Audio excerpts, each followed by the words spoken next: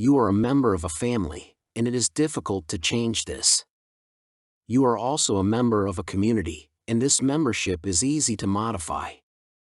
People move and change their community all the time. We are also members of a nation.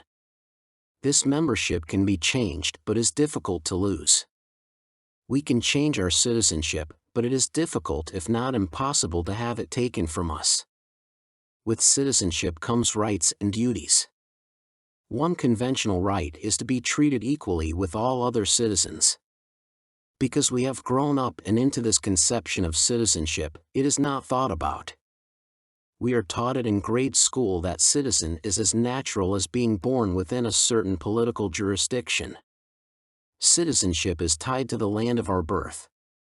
We even sing songs about it.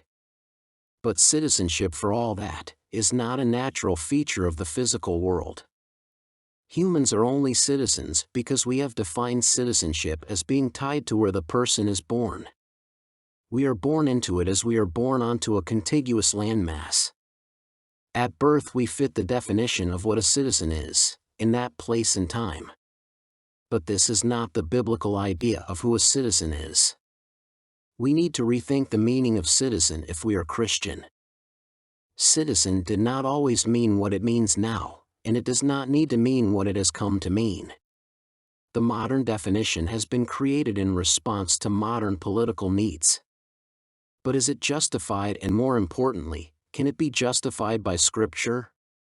Politicians need more than anything voters, and if only citizens can vote, political parties need citizens that reflect the views of the party.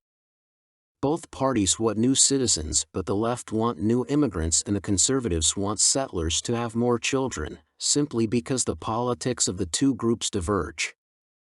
The understanding of who a citizen is will vary according to the politics of the party in power. Liberals will favor migrants because they want more benefits from the state, and migrants, especially from the Third World, prefer socialists' politics. Conservatives want people from more civilized regions because they assume they have learned the art of delayed gratification. But even this is a cover for a deeper issue that few consider, mostly because we have all compromised our moral sense. That being said, it is necessary to pause for a short discussion on the difference between morality and ethics. There is a difference, and it is substantial. Ethics is the application or rules to the control of behavior. Ethical systems are composed of rules and regulations that tell people who to behave in specific situations. The key is the specificity of the rule. We like to talk about the spirit of the law, but the law has no spirit. That is the point. The law is precise language that applies only to the situation spelled out in the regulation. The law cannot be generalized except to fashion additional rules and regulations to supplement the original legislation. The problem with ethics is that no one can foresee all eventualities or spell out every possible variation. Then there are degrees of intentionality and all kinds of mitigating factors. This is why we have courts, and the court has a wide range of punishments for different infractions. But the court system is the greatest damnation of the very idea of the law, for the courts highlight the heavy-handedness of the legal system and its one-size-fits-all approach to regulation. In the end, the law is nothing more than opinion crafted into legislation backed up by the justice system's monopolization of physical force. The greatest and more precise expression of ethics is the dual doctrine of power. Might makes right, and the end justifies the means. Ultimately, ethics is nothing more than a sophisticated rationalization of raw power. By stating what power will be used in cases where the authority of the state is questioned, the state gives the subject a sense that state power is legitimate. But without the power and willingness to kill its subjects, the state loses legitimacy. Its legal system is simply a way to reduce the level of resistance it might encounter.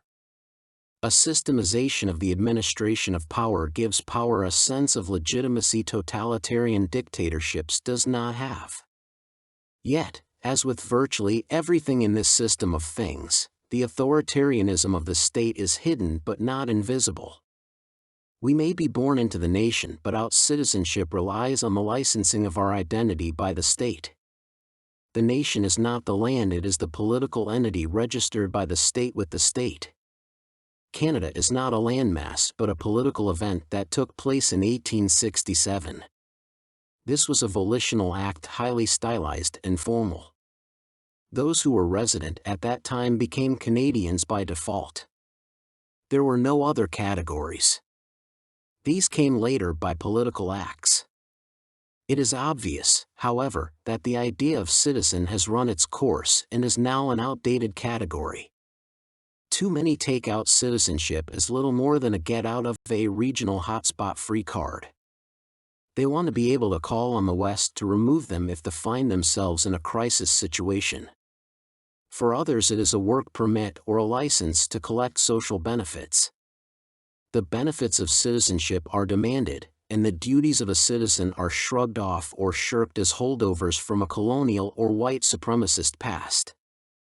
As is the case with so much else, the devaluation of citizenship is largely due to the state not valuing it.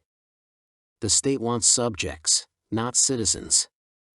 It does not matter to the state if a subject is actually an alien so long as they vote for them.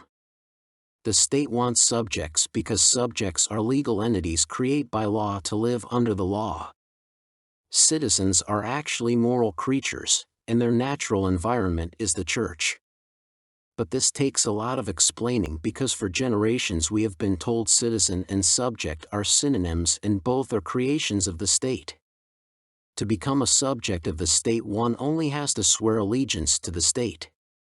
Being a subject is very similar to being a corporation. As a subject, one is given a license to operate by the state. This is where the sovereign citizen movement originated. Many people realize the license to operate applies only to the legal entity licensed by the state. In legal terms, it is akin to the owner of a corporation not being the corporation. If the owner of a corporation is not liable for the debts of the corporation, as the corporation is a legal entity in its own right, sovereign citizens argue that the real person ought not be liable for the expenses and costs created by the legal entity or legal person. But of course, operating within the state implies you have accepted the terms of the license, to which the legal you is subject. That includes you as the natural person being liable for all costs associated with the legal person. The legal person gives you an interface to interact with the state and its legal representatives and other agencies and entities. The sovereign citizens movement seeks to relinquish the person's legal identity and operate under their natural person identity, but this is not feasible if one is to exist within the state. One may deny one is a legal subject, in one's own mind, but the state has the guns and laws that prove reality is otherwise. In short, you cannot use the law to cast aside the law. There is no legal way to make the law of no effect. This is also the problem separatists confront. The state does not provide a legal path to separation. You cannot use federal law to abrogate federal law. If the law could be used to nullify law, the Revolutionary War would not have happened, neither would the Civil War have occurred. But there is no legal way to abrogate a relationship between legal unequals. And this is not so much about legal avenues, it is about the nature of law. Law is based on power. A law is an opinion formed into a regulation backed up by a justice system responsible for enforcing the law by every means necessary. All religions are ethical systems, and every ethical system is created by a group with sufficient power to turn their opinion into judicially enforced regulation. One can quibble about what a religion is and if all laws are ethical or part of an ethical system, but there is only one alternative to religion, and that is faith. The only faith is Christianity. Everyone lives under the law but Christians. The law may change from group to group and from time to time, but every group, but Christians, is under the law and a subject of an ethical system. It stands to reason that only Christians have the capacity to be citizens, and ultimately, we are citizens of the holy city, not citizens of a secular state. Herein is the focus of the problem. If we are not subjects of a state, as citizens, how do we invoke our right to be citizens? How do we divest ourselves of our corporate, legal identity and abdicate our identity as subjects of a state? A citizen is a person of faith, with faith who does works of faith, which is defined as acts that add value to the things of God.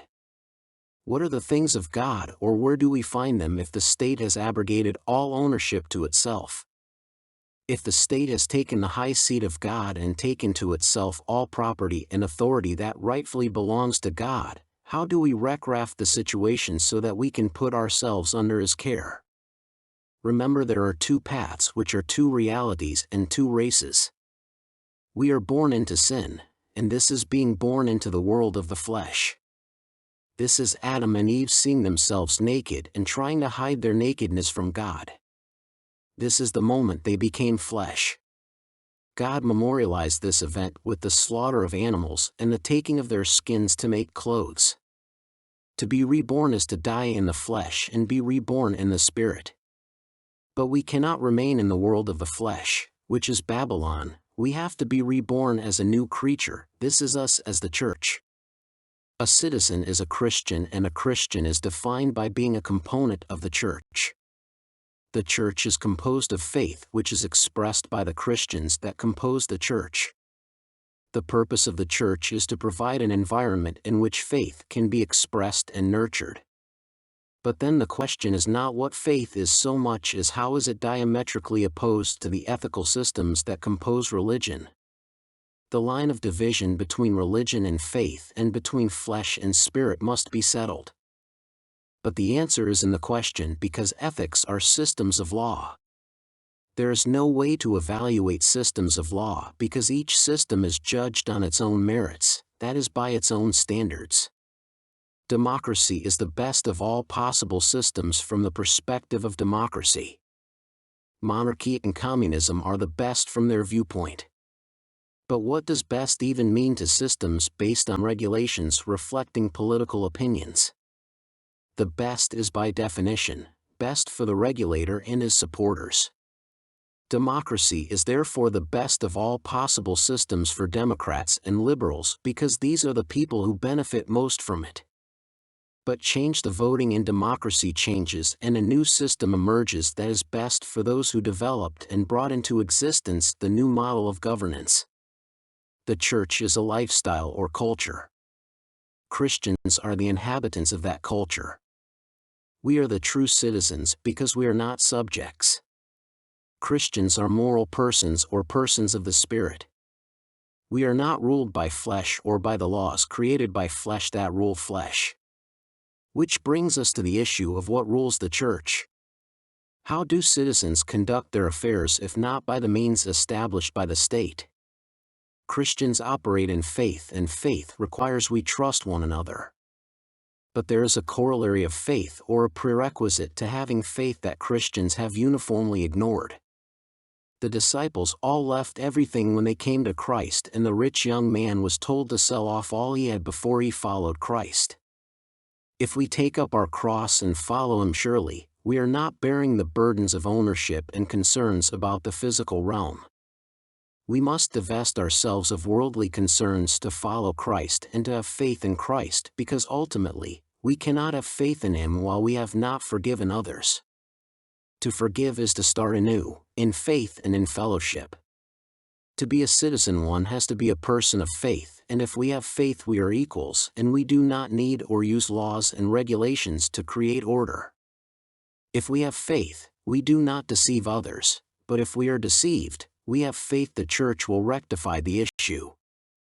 This church we speak about is not the conventional church. It is not the church of bricks and mortar. It has no substance, for it is not a physical construct. The church is spiritual and conceptual, it is composed of information. But what does this mean? How do you build something from information?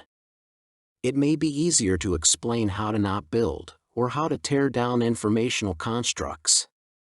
If I say there are two sexes or two races, this is a construct and the words have meaning. The two sexes are male and female. The two races are those of the flesh and those of the spirit. Now these statements lead to specific and unavoidable conclusions or deductions. If there are only two sexes, then there is a way to differentiate them, and one is in one category or the other. The law of the excluded middle also applies to the theory of the two races. If there are only two races, there is a line of exclusion between them. As we investigate, we build up the amount of information we have concerning these subjects. But if someone interjects that this format is wrong, and that biological sex is irrelevant and what matters is gender, the entire framework of information we have built up concerning biological sex and what it means is torn down and made irrelevant. But what has the interlocutor to put in place of what they tear down? Say we have a gender identity. This is tantamount to denying the existence of an identity. If we cannot say what a woman is, then it is meaningless to claim one is a woman. If one wishes to claim one is a transgender woman, then one has moved from one category without any meaning to an equally meaningless category. If it was okay for a full-gown adult female to share washrooms and change rooms with little girls of all ages, it has to be okay for a person without a meaningful identity to share washrooms and change rooms with little people with similar lack of identity. A trans woman is after all a person without a definition, meaning a trans man and a trans woman are identical things. If citizenship is a legal construct, it is whatever the state says it is, meaning a citizen has no solid identity. It's just one more meaningless category or label. A citizen has a private interest in a jurisdiction. There are political jurisdictions, and a citizen is a person who has private property interests within the boundaries of this jurisdiction. But to understand this, one has to understand the parameters of private property. There is no legal answer to our problems. There is no state-sponsored response that will end these state-created problems. There is no legal definition to the issue of public versus private property. To make a legal solution is to create public jurisdictions and therefore compromise private ownership. The church is a system of pure privatization that eliminates all public ownership models, and along with this, all taxation, unemployment, debt, and other social problems. All social problems without exception are created by the bureaucratic state, as it is the state that legitimizes freeloading. The answer to bureaucracy is theocracy. A citizen is a theocrat because it is only God that is able to create true citizens. The rest of the world creates subjects. Subjects are under the law. If you wish to know if you are a citizen or a subject, ask yourself if you are under the law or an heir to grace. There is a distinct difference between a citizen and a subject. A citizen is a person in the natural sense of the word. A subject has an identity tied to the state and its institutions. If a citizen wishes to vote, he needs to vote as a theocrat, not as a democrat.